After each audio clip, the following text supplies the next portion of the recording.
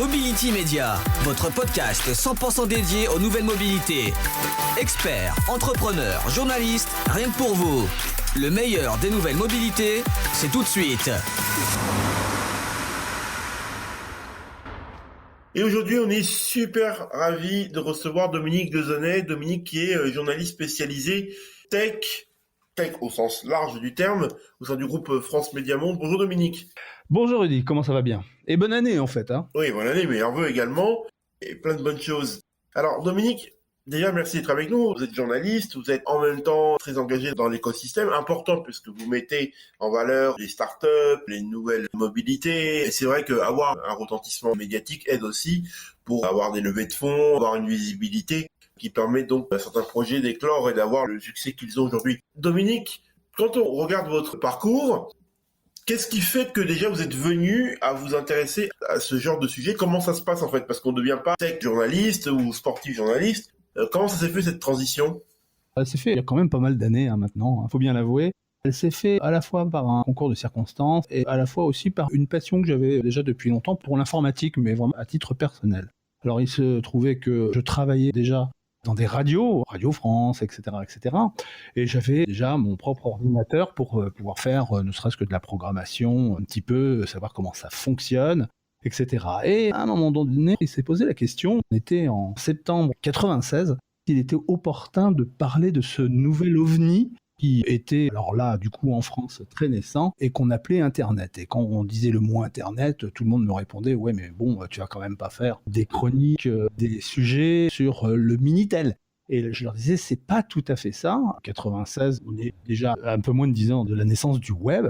Et en France, c'était pas du tout utilisé. Déjà, il y avait bien eu Windows 95 qui était bien lancé et connecté, mais personne n'utilisait ces connexions Internet. Alors donc, j'ai proposé cette thématique avec deux petits magazines, mais alors vraiment avec des titres très simples. Il y en avait un, ça s'appelait Le Magazine de l'Internet, et l'autre, ça s'appelait tout simplement Le Magazine du Multimédia. Et puis de fil en aiguille, au début, je ne comprenais pas grand-chose aux enjeux de ce web naissant, que ce soit autant pour l'économie, ce qu'on appelle l'économie numérique, ou pour les activités sociales, de toutes les activités humaines en définitive. Et d'année en année, j'ai appris, et ça m'a permis d'observer énormément d'évolutions dans le domaine, et on voit ce que c'est devenu omniprésent sur la planète entière. Effectivement, Dominique, il y a une particularité, et parcours très riche, 30 ans, donc franchement c'est énorme, mais quand on regarde un peu aujourd'hui comment ça se passe, il y a beaucoup de startups qui vous contactent, qui vous appellent, vous pouvez pas donner la parole à tout le monde. Comment on fait la sélection aujourd'hui sur tous ces projets? Comment déjà on arrive à bien vous contacter, premièrement, à capter votre attention, et ensuite à passer à l'antenne, entre guillemets, de RFI? Quels sont les critères qui font qu'une startup passe et une autre non? Alors, c'est assez simple en fait. Moi, ce qui m'intéresse, c'est l'innovation. C'est pas la technologie pour la technologie en soi, c'est le concept qu'il y a derrière. Et elle peut être tout à fait simple. On peut se dire que, par exemple, une innovation qui concerne les agriculteurs en Afrique, par exemple, ça peut éventuellement m'intéresser à partir du moment où on n'essaie pas de me vendre uniquement un produit, mais un concept. Alors, les concepts, ils peuvent être géniaux, ils peuvent être petits, mais si je sens qu'il y a un potentiel derrière l'idée, pas simplement économique. Bien évidemment, le but du jeu maintenant, c'est effectivement que les jeunes pousses puissent vivre tout simplement de leur système qu'ils ont mis en place, mais il faut que ça reste innovant et un petit peu précurseur dans tout ce qu'on peut faire avec les nouvelles technologies. Et je ne réserve pas simplement mes sujets aux grands comptes, aux grandes découvertes. Ça peut être petites choses, mais qui sont étonnantes et parfois qu'il convient de mettre en avant, de pousser en avant. Alors, très simple, faut pas avoir forcément l'idée révolutionnaire, mais plutôt quelque chose qui a son impact dans son écosystème et qui nous amène à réfléchir sur des enjeux plus globaux. Là, par exemple, si on prend le cas des nouvelles mobilités, est-ce que c'est un sujet qui est souvent abordé, les startups dans les nouvelles mobilités, les différents modes de consommation, de circulation, les différentes initiatives qui visent à réfléchir les modes de transport de demain? Est-ce que ça, par exemple, c'est un sujet qui est souvent abordé, même sous l'angle startup? Est-ce que c'est considéré comme suffisamment impactant? Parce qu'en fait, c'est ça que vous recherchez. Ce sont les sujets impactants. Oui, mobilise immobilier, comme pourrait dire l'autre, c'est-à-dire qu'on s'aperçoit que on est encore sur le coup d'une épidémie mondiale et on s'aperçoit que la mobilité est vraiment quelque chose de très important. Alors elle peut être virtuelle, c'est vrai qu'en ce moment on voit apparaître beaucoup d'initiatives qui permettent, ce qu'on est en train de faire d'ailleurs, d'être à la fois ensemble mais à distance. Alors, il ne faut pas non plus tomber, c'est pas simplement de pouvoir faire des réunions de travail à distance. Bon, d'accord, c'est important, mais il faut voir aussi comment ce numérique est capable de rapprocher les gens. Et donc, là, quand je parlais de concept, c'est tout ce qui va rapprocher les gens. Alors là, on est vraiment dans la mobilité, que l'on soit avec son voisin ou avec quelqu'un à l'autre bout du monde. Mais c'est le concept qu'il y a derrière, parce que c'est bien gentil de rapprocher les gens, mais après, qu'est-ce qu'on en fait ? On n'est pas obligé simplement de dire, voilà, aujourd'hui, notre réunion de travail, on va parler de ça, de ça, de ça. Parce qu'il peut y avoir autre chose. On le voit bien avec les tentatives de Facebook, et il n'est pas le seul,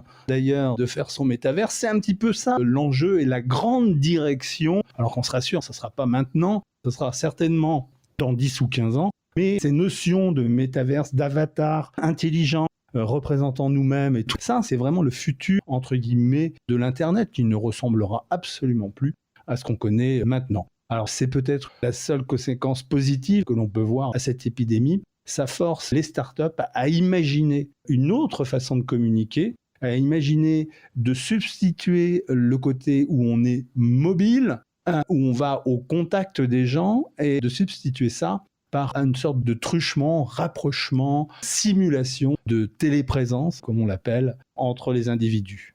Bon, il y a cette mobilité-là, dans le sens rapprochement des gens, le contact entre humains, mais il y a la mobilité, par exemple, au niveau des nouveaux moyens de circulation. Par exemple, il y a beaucoup d'initiatives pour rendre les voitures plus propres, avec beaucoup d'innovations dans le côté start-up sur ce sujet-là. Quel est votre regard par rapport à ça ? Ouais, j'en parle beaucoup parce qu'on est face à des enjeux climatiques quand même importants. Alors, c'est pas forcément utiliser une voiture électrique pour se déplacer ou même un avion qui fonctionnerait à l'hydrogène. De toute façon, le gros problème dans tout ça, c'est que de toute façon, pour créer de l'énergie, jusqu'à présent, il faut bien brûler quelque chose. Et je ne sais plus qui disait récemment, mais vous savez, chaque révolution énergétique, on va dire, on est passé du charbon de bois au charbon, tout simplement. Après du charbon au pétrole, et on va passer à l'électricité. Mais la quantité de charbon de bois que l'on brûle n'a jamais baissé, même quand on est passé au charbon. Ce n'est pas une pollution qui s'est substituée par une autre. Il y a toujours autant de charbon de bois, alors on était moins nombreux à l'époque, qu'on brûle, même si on est passé maintenant au tout pétrole et qu'on va certainement en sortir. Il faut vraiment à ce moment-là des technologies dites de rupture sur les moyens de production et les moyens de distribuer cette énergie, parce qu'elle n'est pas forcément distribuée de façon très équitable entre les pays. Certains pays sont beaucoup mieux achalandés que d'autres. Et voilà, c'est aussi un changement de paradigme complet. Comment on va pouvoir vivre en ne produisant pas forcément plus d'énergie et en abandonnant les énergies fossiles dans les années qui viennent, parce que c'est ça, le problème, c'est qu'on est pris par le temps. Est-ce que c'est un sujet qui est suffisamment bien traité aujourd'hui dans les médias, ou est-ce que ça reste encore à la marge et sous l'effet d'un effet de mode, puisqu'on a parlé par exemple d'un vaste plan sur l'hydrogène, même en France, dans tous les pays, même les pays africains commencent à se dire comment ils peuvent participer à la course. Quel est votre regard par rapport à ça ? Parce qu'il y a quelques temps, on n'en parlait pas, et maintenant tout le monde parle des nouvelles mobilités, la green tech, comment circuler vert, etc. Quand on est à RFI, est-ce qu'on reçoit par exemple toutes les semaines des projets comme ça et on se dit tiens, il faut en parler au moins une fois par mois par exemple ? Ah non, on en parle beaucoup plus qu'une fois par mois. Il y a déjà un magazine complet qui est consacré depuis pas mal d'années à toute l'écologie qui est en train de se mettre en place. C'est une écologie de combat qu'on propose à RFI, c'est-à-dire qu'on est vraiment mobilisé autour de ces thématiques. Alors, on est un peu perturbé parce que, évidemment, c'est ce qu'on appelle une radio tout actu, c'est-à-dire que, il y a aussi ce qui se passe en politique, il y a aussi les grands événements, etc., etc. Mais la thématique de l'environnement et de la transition énergétique, parce que c'est bien de ça dont on parle, elle est majeure sur RFI. Elle est vraiment majeure et on le sent même lorsqu'on aborde d'autres sujets. Quand on parle par exemple de start-up, on essaie de comprendre aussi à un moment donné si ces jeunes pousses sont en train de se lancer aussi, prennent à bras le corps cette thématique de transition énergétique et de préservation du climat qui va, si on n'y fait pas attention, nous emporter tous. À un moment donné, il n'y aura plus d'internet, on ne pourra plus produire, il y aura des restrictions partout, on aura utilisé tous nos métaux rares et nos terres rares. On ne pourra plus fabriquer de smartphones. Voilà, il y a un vrai problème. À un moment donné, c'est un changement de civilisation globale qui est en train de s'opérer. Donc, on est tous très conscients de ça et on aborde ce sujet particulièrement souvent.